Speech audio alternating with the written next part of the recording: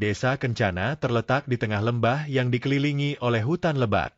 Salah satu hutan di sana disebut hutan larangan. Orang tua di desa sering memperingatkan anak-anak untuk tidak mendekati hutan itu, terutama saat malam tiba. Konon, di sana ada sesosok kuntilanak yang sering muncul dan menebar ketakutan. Cerita ini sudah menjadi bagian dari legenda turun-temurun di desa itu, namun tidak ada yang tahu asal-muasalnya secara pasti. Arman, seorang pemuda yang baru kembali dari kota setelah menyelesaikan pendidikannya, tidak percaya pada cerita-cerita tersebut. Baginya, kisah tentang kuntilanak hanyalah dongeng untuk menakut-nakuti anak kecil. Namun, rasa penasarannya semakin besar ketika mendengar kisah-kisah dari teman-temannya yang mengaku pernah melihat sesuatu di hutan itu. "Ah, kalian ini terlalu percaya tahayul," kata Arman sambil tertawa saat berkumpul di warung kopi bersama Dani dan Farah. Dani, yang dikenal sebagai orang pemberani di desa, mencoba menantang Arman. "Kalau kamu memang tidak percaya, kenapa tidak coba masuk ke hutan itu sendiri? Buktikan bahwa kita salah." Farah, yang sebenarnya takut, mencoba menghentikan ide gila itu. "Jangan macam-macam, Dani. Kalau ada apa-apa, siapa yang akan bertanggung jawab?" Namun, Arman yang keras kepala memutuskan untuk menerima tantangan itu. Dia yakin bahwa tidak ada apapun di hutan itu kecuali pohon-pohon tua dan suara angin. "Aku akan masuk ke sana, dan kalian berdua ikut untuk menyaksikan. Kalau ternyata tidak ada apa-apa, kalian harus traktir aku makan di warung ini selama seminggu." Malam itu juga, mereka bertiga berangkat menuju hutan larangan.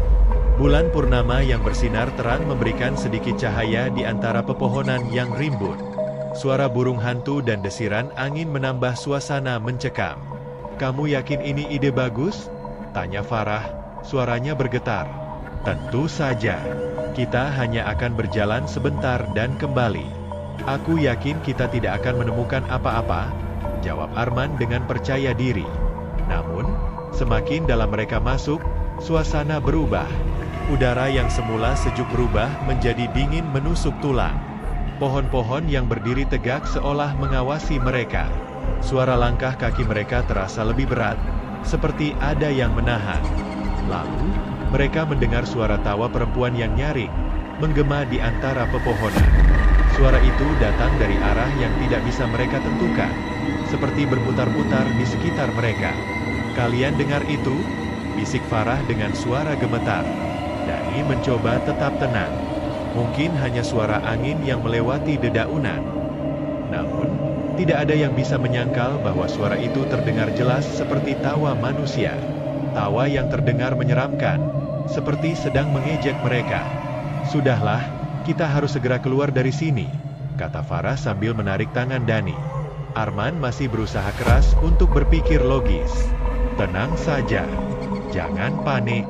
Kalau kita tetap mengikuti jalur yang tadi, kita pasti akan keluar dari hutan ini dengan selamat." Mereka mulai berjalan lebih cepat, tetapi anehnya, mereka selalu kembali ke tempat yang sama, sebuah pohon besar yang sudah lapuk. Pohon itu terlihat berbeda dari pohon-pohon lainnya. Ada bekas coretan seperti simbol aneh di batangnya, dan akar-akarnya mencuat keluar dari tanah seperti tangan yang ingin mencengkeram sesuatu. "Kita tersesat," gumam Dani. Wajahnya mulai pucat. Farah hampir menangis. "Kita harus keluar dari sini sekarang juga." Tiba-tiba, dari balik bayangan pohon, muncul sesosok perempuan berbaju putih panjang dengan rambut hitam terurai. Wajahnya tertutup rambut, tetapi bau anyir yang kuat menyebar di sekitar mereka. Bau itu membuat mereka semua mual. "Siapa kamu? Apa yang kamu mau?" teriak Arman, mencoba bersikap berani meskipun kakinya gemetar. Perempuan itu tidak menjawab. Dia hanya berdiri diam, menunduk, dengan rambutnya yang menutupi wajah. Kemudian, perlahan, dia mengangkat kepala. Wajahnya yang penuh luka dan darah terlihat jelas di bawah sinar bulan. Matanya yang merah menyala menatap tajam ke arah mereka. Farah menjerit histeris, sementara Dani mundur beberapa langkah. "Kita harus lari," katanya. Namun, sebelum mereka sempat bergerak, perempuan itu mengeluarkan suara tawa yang lebih keras dan melengking. Suaranya menggema di seluruh hutan, membuat bulu kuduk mereka berdiri. Seolah-olah hutan itu dipenuhi oleh suara tawanya. Dalam kepanikan, mereka berlari sejauh mungkin tanpa memperhatikan arah. Arman yang memimpin di depan mencoba mencari jalan keluar. Tetapi setiap kali mereka berpikir sudah jauh dari pohon besar itu, mereka kembali ke tempat yang sama. Ini seperti mimpi buruk, kata Dani sambil terengah-engah. Kita tidak akan pernah keluar dari sini. Farah menangis, wajahnya basah oleh air mata. Tolong, tolong, aku tidak mau mati di sini. Mereka bertiga terjebak dalam lingkaran yang tak berujung. Sementara suara tawa kuntilanak itu terus mengiringi langkah mereka. Malam itu, hutan larangan benar-benar menunjukkan bahwa namanya bukan sekadar cerita. Setelah beberapa jam dalam hutan, Arman, Dani, dan Farah mulai kehilangan tenaga. Namun, ketakutan membuat mereka tetap bergerak. Mereka sadar bahwa suara tawa perempuan itu semakin mendekat. Kini, tawa tersebut terdengar diselingi oleh isakan tangis, seakan-akan makhluk itu sedang mengejek penderitaan mereka. Kita harus mencari tempat berlindung. Kita tidak bisa terus seperti ini, seru Dani dengan napas tersengal-sengal.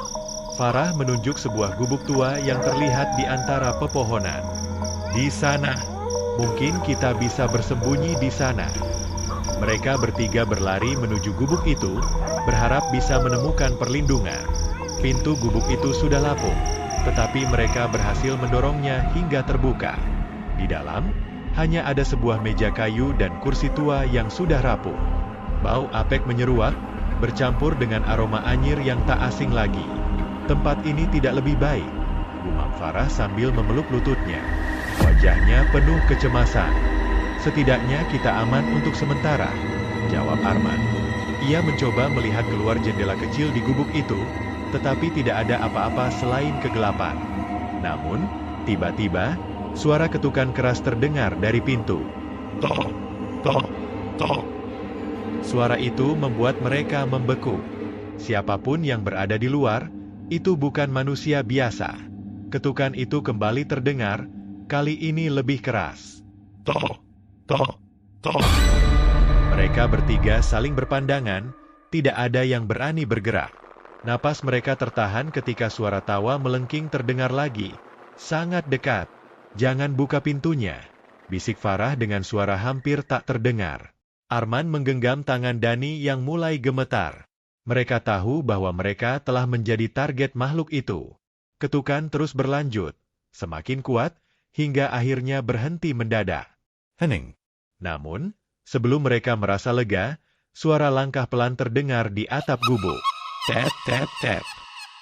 Farah menjerit kecil, tetapi dengan cepat menutup mulutnya. Dani menatap Arman, seolah meminta arahan. Tetapi, apapun yang dilakukan sekarang, mereka tahu bahwa makhluk itu tidak akan berhenti. Langkah-langkah di atap terus berlanjut, terdengar seolah-olah seseorang atau sesuatu sedang berjalan mengelilingi gubuk. Suara gesekan kuku di kayu membuat mereka semakin ketakutan. Farah mulai menangis tanpa suara, bahunya berguncang hebat. Dani mencoba membisiki sesuatu kepada Arman, tetapi suaranya tenggelam oleh ketukan lain. Kali ini berasal dari jendela kecil di sisi gubuk. Tap, tap, tap.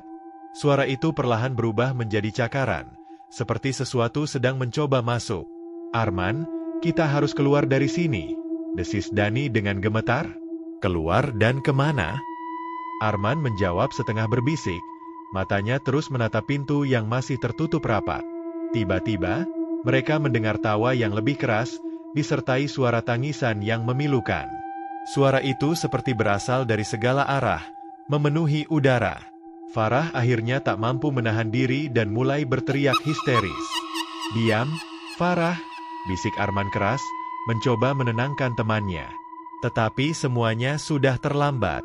Dari celah di pintu, terlihat bayangan panjang seperti rambut hitam yang melambai-lambai. Mereka semua mundur, menjauh dari pintu. Suara tawa itu semakin dekat, membuat udara di dalam gubuk semakin dingin. Di luar, angin tiba-tiba bertiup kencang. Suara pohon bergesekan menambah ketegangan. Arman mencoba mengatur napasnya dan memikirkan rencana. Kita harus memancingnya pergi, katanya. Mungkin dengan membuat kebisingan di sisi lain hutan. Tapi bagaimana caranya? Dani bertanya, suaranya gemetar hebat. Arman menggenggam erat obor kecil yang dia bawa dari desa. Aku akan keluar. Kalian tetap di sini. Farah menggeleng kuat-kuat, menarik lengan Arman. Jangan pergi. Kamu tidak tahu apa yang ada di luar. Namun, sebelum mereka bisa memutuskan apapun, pintu gubuk terbuka dengan keras, menimbulkan suara berderak yang memekakan telinga. Sosok kuntilanak itu muncul di ambang pintu, rambut hitamnya menjuntai hingga menyentuh tanah. Matanya yang merah menyala menatap tajam ke arah mereka. Wajahnya penuh luka dan darah yang mengering.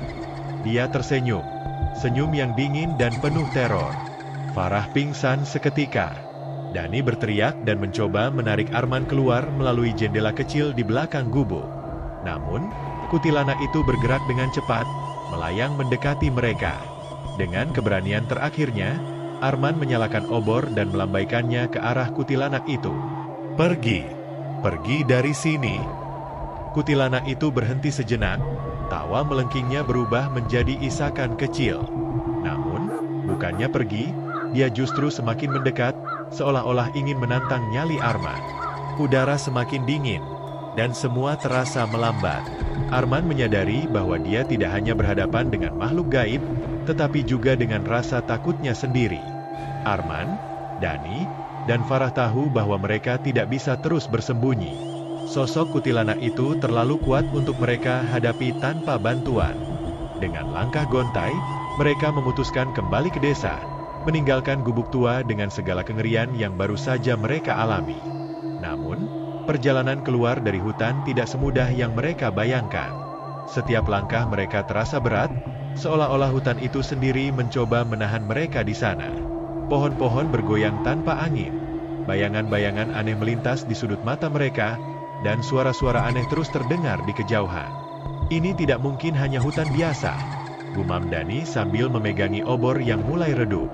Farah yang masih gemetar menatap Arman. Apa yang harus kita lakukan sekarang? Kita tidak akan selamat jika terus seperti ini. Arman mencoba berpikir cepat. Kita harus menemukan Pak Sastro. Dia satu-satunya orang yang mungkin tahu cara mengatasi ini.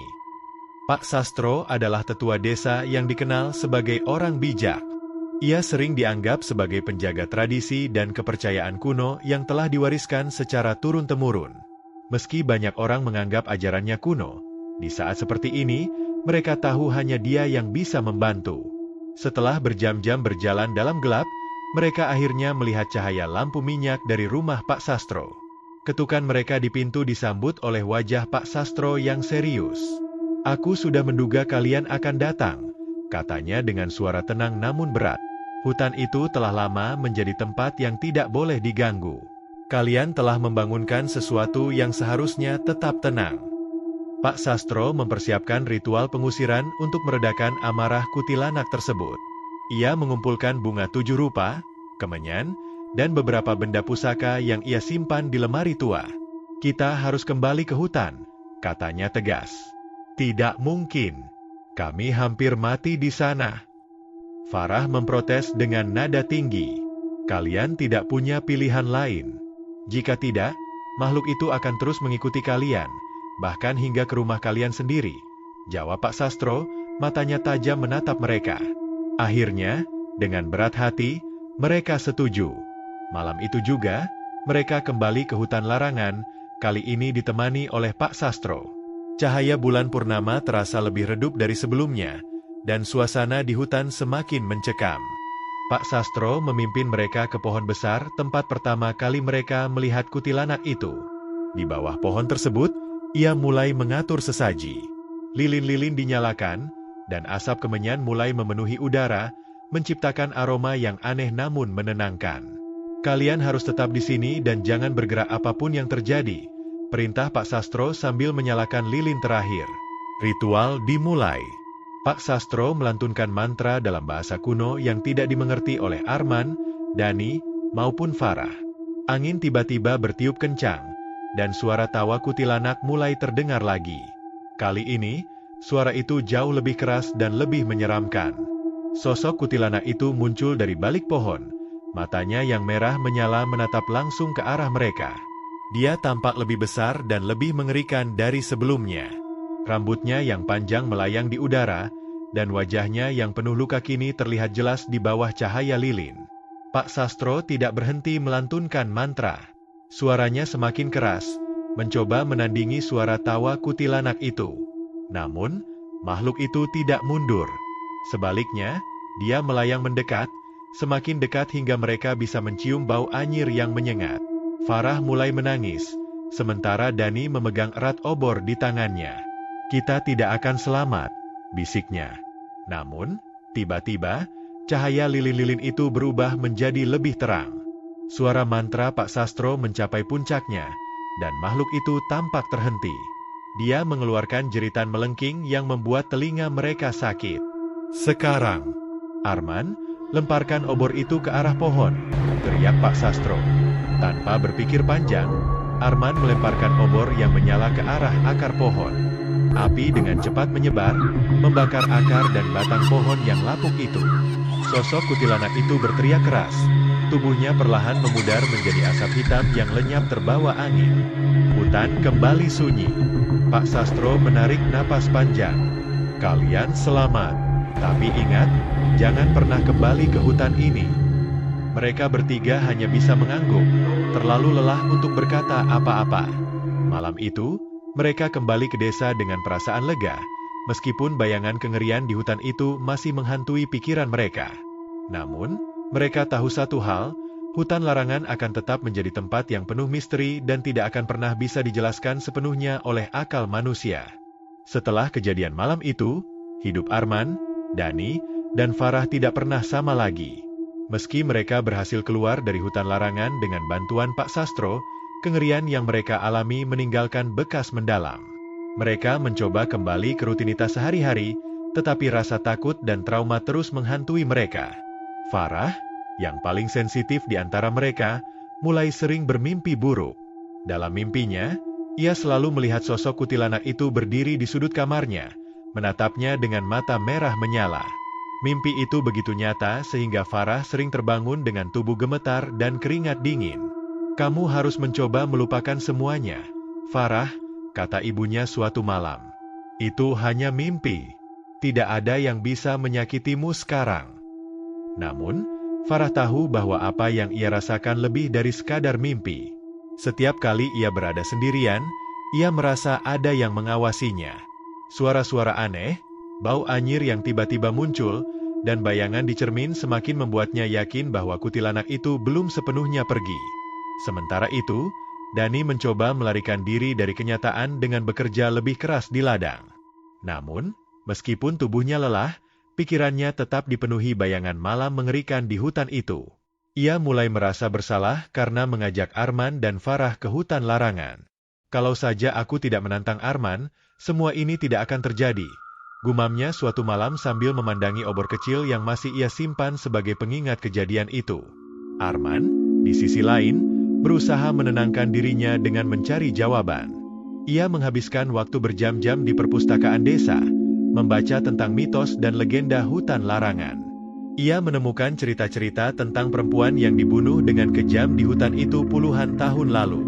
Konon, perempuan itu meninggal dengan penuh dendam, dan rohnya berubah menjadi kuntilanak yang menghantui siapapun yang mengganggu tempat peristirahatannya. Namun, yang membuat Arman paling terkejut adalah menemukan bahwa kuntilanak itu seringkali kembali untuk mengingatkan mereka yang selamat dari terornya. "Roh itu tidak pernah benar-benar pergi," tulis salah satu buku tua yang ia baca. Ketakutan itu terbukti suatu malam ketika Arman mendengar suara ketukan di jendela kamarnya. Ia membuka jendela dan melihat tidak ada apa-apa di luar, hanya kegelapan. Tetapi ketika ia berbalik, ia melihat bayangan di cermin kamarnya. Sosok itu tersenyum dingin sebelum menghilang. Arman tahu bahwa mereka belum sepenuhnya bebas.